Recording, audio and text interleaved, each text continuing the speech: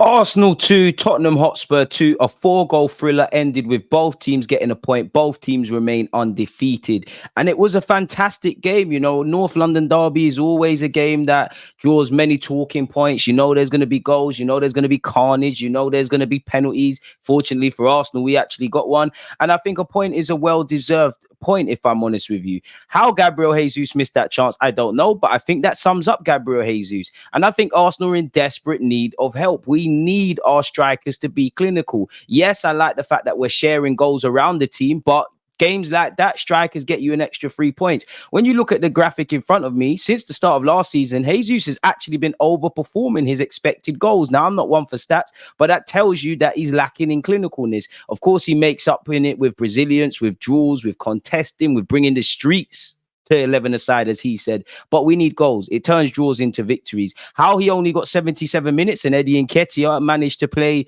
90, I don't know. Mikel Arteta, I trust you, but you have to face the music for that one there. And that's a familiar shot of Gabriel Jesus missing opportunities, really and truly. Eddie Nketiah, I like what he's done this season. I think he's a valued member of the squad, but he has been ineffective in the last 2 games, both against Everton to a degree and definitely against Tottenham Hotspur, really. He got 90 minutes somehow. He only had 23 touches. Now, Eddie Nketiah, he had 25 touches against Crystal Palace, 19 against Fulham, 38 against United, and 10 against Everton. So it shows you if you don't give him service, he's ineffective. David Raya. Now, Arsenal fans gas up players and then turn on players. I think this was the first game where genuine questions were asked of Raya, and he did make a good save. I think him and a bunch of players didn't do well enough in the build-up to one of the Spurs' goals, and I don't think his kicking was good. Jorginho and Kai Havertz highlight what I believe at Arsenal. We don't have good enough central midfield options. Yes, injuries are unpredictable, but if Partey and Declan Rice are not there, we're in serious trouble. In the 45 minutes they played, Havertz got 23 touches, Jorginho had 39, a pass accuracy percentage of 93 to Kai Havertz is 85. And I was disappointed in Jorginho. Mistakes happen. I'm not going to get at you for making a mistake to a degree. They do happen. And in his credit, he did say sorry. But especially when we've just got back into the game, you need your experienced heads to calm people down. And Jorginho, someone like that, many people say that's a Chelsea agent. You've cost us 2 points. It's not just Jorginho because the whole team can't say they played well enough. Arteta defended his midfielder as you would expect people. Ultimately, I love Arsenal Football Club. I really do. This is the greatest team in the world, regardless of trophies and things to me. I love this club. I love this club more than some of my friends and family members. But it is stressful supporting Arsenal. It does feel at times we self-capitulate or we take 1 step forward and 2 steps back. And I do think the North London Derby highlighted that really and truly, in that we can be our best friends or our worst enemies. Ultimately, the penalty led from a set piece. So it's another game where the set pieces are kind of working, but we didn't play our game. I don't know if we were flat because there was a game midweek in the PSV game, which no excuses because we have to get used to playing. I don't know if Spurs stifled us. I don't know if we just simply didn't play well. I don't know if individuals quite had the crisp quality they've had this season, or what I do believe is that it's a mixture of things. You have to give credit to Postecoglou's men because I think they showed fight, they showed spirit. You know, the difference was they made goals out of nothing, but that's what happens when you're playing quality players like Maddison and Son, and you cannot present them with opportunities to do such, really and truly. And as you can see, Arsenal, it's like we hit ourselves over the head several times with some of the things we do. When you consider that ultimately football is decided in both boxes, you need to defend and score well. We didn't take the chances we had. We did not defend well. We have missed 7 big chances, people. Ultimately, we've dropped 4 points if we are to hope to beat Manchester City to the title, which I don't think anybody can currently do. Errors leading to goals, Jorginho and Saka against Fulham and against Spurs in particular. And I would also throw Havertz against United there. Fabio Vieira probably had his most ineffective performance this season in an Arsenal shirt. In his 45 minutes, he managed just 22 touches, which wasn't good enough for a technical player playing in that 8 role. The number 8 role is firmly up for grabs. Mikel Arteta is going to have to work it out because for me, I don't think we have enough in midfield, especially if certain players are out. I probably would have brought on El Nene instead of Jorginho purely because El Nene is not a technical footballer like that. He knows what he can and can't do. Jorginho was dilly-dallying. Arteta's going to have to work it out and he has to go back to the drawing board, really and truly. I love the gaffer, but he has to face the music. And under any circumstances, you win. Hello, mate. Hello, mate. Hello, mate. It's just a bit of banter. And again, we only managed 134 passes in the first half. That's our fifth lowest tally in the first half this season. The goal, everybody needs to take responsibility. Raya kind of got his radars wrong. If you remember, there was a cross from the right-hand side. Initially, we kind of dealt with it. Saka, like Madison said, is probably too busy darting. Saka, Benjamin White, Declan Rice, Gabriel, Saliba, I think they could all do much better. We only aware of Son when it's too late, when he's off celebrating in front of the away ends. Defending, or the best defenders are proactive. Proactive defending isn't glamorous. Reactive defending is the one that gets in highlights, but this is where we need to go. The best footballers ask the best questions, and we conceded some stupid goals. The Emirates has not been a fortress in terms of keeping clean sheets. Jorginho's going to have to face the music. Dilly-dallied in possession against a very good team on the press, and we played with fire. We got burnt. I do think ultimately it's Jorginho's fault. Maybe Raya's positioning could have been better. I think Saliba was deserted. I think Gabriel has to bust a gut to get back. Shout out to Saka and Benjamin White for the overlap for the own goal with Romero, really and truly, because that presented it. Benjamin White had a hand in our 2 goals and maybe one of Spurs because he was slow to get out. Saka has made 86 consecutive Premier League appearances, people, and he's got 19 goal involvements in 19 home games. The Emirates is firmly his. He won the most duels, had the most touches in the up box, most touches, created the most chances, most fouls won, most shots on target, and the most goals. It just wasn't enough. He has scored or assisted in every game at the Emirates this season, people, in all comps, and he's firmly a star boy. And I did enjoy the banter between him and James Maddison. I think people are doing too much. You know, if you give it, you got to take it. I think Maddison's a great sport. I think Spurs gave a great account of themselves. I think both teams kind of threw in the towel last 10 minutes, if I'm honest with you, and just settled for a draw. Allegedly, there have been 8 penalties in the last 10 meetings. Spurs have kept just 1 clean sheet in the last couple of fixtures, people, and they're seeing the most penalties in Premier League history in the North London derby. For Arsenal, on the topic of clean sheets, we have kept just 1 clean sheet in our 11 Premier League games at the Emirates, and that was on the final day against Wolves. That is not good enough. As I said, football's decided in both boxes. We can't say we're clinical against Spurs because we wasn't, and we can't say we defended well. So if you're not scoring or keeping them out the back of your net, you're doing something wrong. Shout out to James Maddison. What a player and what a debut for a North London derby he had. We just have to catch them at their place on the rebound, people. Martin Odegaard, ineffective, really. Would have loved to have seen you play a lot better. Several players are ineffective. Son Heung-min, an absolute baller, a terrorist of a footballer to play against Arsenal Football Club. Shout out Zinchenko, because in the first half, he won 100% of his duels. And when you look at it, people, you know, these are some statistics up on display. So pause the screen and look at it. But apparently, Postecoglou is the 4th manager in the Premier League to see his side score at least twice in each of his first 6 games in the competition, alongside Carlo, Pep, and Craig Shakespeare. Really, Son Heung-min has scored 6 goals and 2 assists in his last 8 games against Arsenal. Saka has been directly involved in a number of goals. Ultimately, I love this football club, but the North London derby was a stress.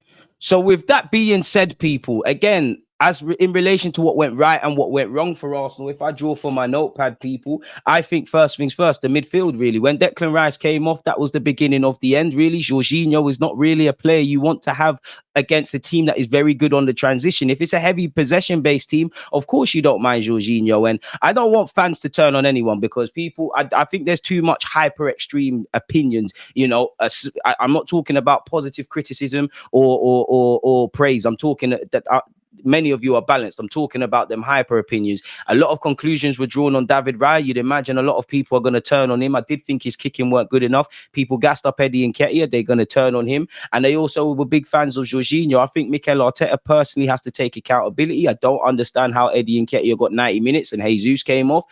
Maybe potentially you could have gone with Eddie on the bench, Jesus up front, and Nelson or Smith Rowe are one of those options. Yes, we're not being helped by injuries, but injuries are not exclusive to Arsenal. I think he needs to find a way to play differently, because I did think both teams stopped each other from consistently playing out from the back. I would actually say one of the only positives, away from scoring 2 goals, getting a point and staying unbeaten, was actually the way we kind of pressed their defense and forced errors. They did the same. We lost the tactical battle, in my opinion, because Arteta had no options for what Postecoglou did to stifle our build-up play and just creating chances. That being said, we did have chances we could have taken. Jesus, Eddie Nketiah need to take responsibility. I still don't think we have enough strong midfield options, especially if Rice and Partey ain't fit. I don't think Fabio Vieira has been bad this season, but I don't think he's fully convinced in that 8 role. Neither do I believe that with Kai Havertz. Jorginho, you can get away with it from game to game, but 2 positions I think Arsenal need to upgrade on is a number 9. A number 9 scores that Jesus Jesus chance and we turn a game which really we should have taken a point, if any, especially based on that second half, into a victory. Big up Jesus. I'm not saying to turn on him. And I think we need other central midfield options. I honestly believe that it goes without saying right wing is an area that needs to be, someone else needs to come in. Yes, we weren't helped with injuries to Martinelli, to Trossard, to Partey, to Rice in the second half. No Timber. But injuries are not exclusive to us. We knew we were going to have a more condensed fixture calendar list. We knew there was going to be a lot of games. We know we're playing every week now, really and truly.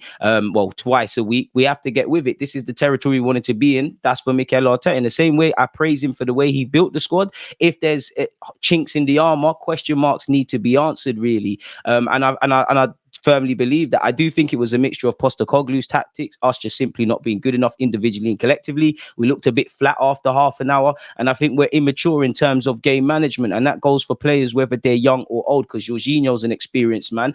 Mistakes happen. It's football, innit? I'm past the point. I'm not onto you for making a mistake, but in the manner we conceded, literally in the blink of an eye, some fans were probably still had their arms in the air. That is when you want to see us be less emotional. When we've scored the second goal, that is when you want to see players go, you know what, no stupid stuff for 10 minutes. Let's just do what we need to do. So I still think we're very immature in terms of game management, especially, the way we closed the first half. We let them score a 42nd minute, I believe. So I think our game management, our maturity, handling our emotions, being a bit more calculated, defending better, scoring more goals, these are things that need to be improved on. The only benefit I would say, if you can't win, don't lose. And we're playing an informed Spurs side. They're still unbeaten in, I believe, 13. Well, we're still unbeaten in the last 13 now games at the Emirates. So there's always some positives, but the negatives are more outweighing the positives. And I believe that was our worst performance of the Premier League season so far. Hopefully, I don't say that too many times. Obviously, you hope Spurs lose to Liverpool. They deserve the point, and based on the second half, potentially deserved more. I think both teams would feel they could have done a bit more in the game. All we can do now is move on to Brentford midweek, and obviously Bournemouth at the weekend. And after Bournemouth, I believe we've got Manchester City, where, respectfully to Spurs, as much as I can respect them, City kill us 4-3. 4-5 or so goals in front, really and truly. If we do certain things we've done, not just against Spurs, but this season. In terms of the Premier League, how many times have we been perfect? Everton was a low-key affair. I would say the only time I really think we've been perfect off the top of my head would obviously be the last half an hour against Crystal Palace. The players need to get more consistency, really and truly, in their game if we are to somewhat have a good season in the 38-game calendar. So it's back to the drawing board, really and truly. It's as simple as that. Let me just assess my notes as well. Again, I'm not really happy with our midfield options. Fabio Vieira had 45 minutes. He had 22 touches. He had however many touches I said. In the 34 minutes he played against Fulham, he had 22 touches. And I think he had 43 touches against Everton. Kai Havertz had 23 touches. He won 4 of his 7 duels. He won 2 aerial duels. And he lost the ball 5 times. Jorginho had a passing accuracy of 93%, but did make that error leading to goal. And I just feel with Jorginho, he's going to get overrun. I'm a big fan of what he can bring to the team, what certain games he can be utilised. But I just don't think we're cut up to task, if I'm honest with you. I love the direction we're going in. But if we're trying to pip a team like Manchester City to the trophy, you have to be great. And there's too many unanswered questions about our consistency, about our defensiveness, about our ruthlessness, about our ability to play well when you're not, to get a performance, get a result when you're not playing well, if I'm brutally honest with you. We're going to live or die by midfield. I've been saying it for years, and I think that is it. And again, I don't think David Raya's kicking was great. I still think he should keep his place in the team. I don't think he was terrible. I don't really blame him. Maybe his positioning, obviously the second goal start and stops with Jorginho, but Gabriel could have done better. We're caught in the transition. Raya's positioning probably made it easier for Son to score. So I think there's a lot of unanswered questions, really and truly. And you have to give credit to the game plan that was implemented by Postecoglou, if I'm completely honest with you. So there's always stuff you could do better. In that regards, people, smash the like button. Let me know everything you're thinking. Don't forget to turn on your notification bells, because there's a bunch of videos to come out from myself. Take care, stay blessed, and I'll see you again. I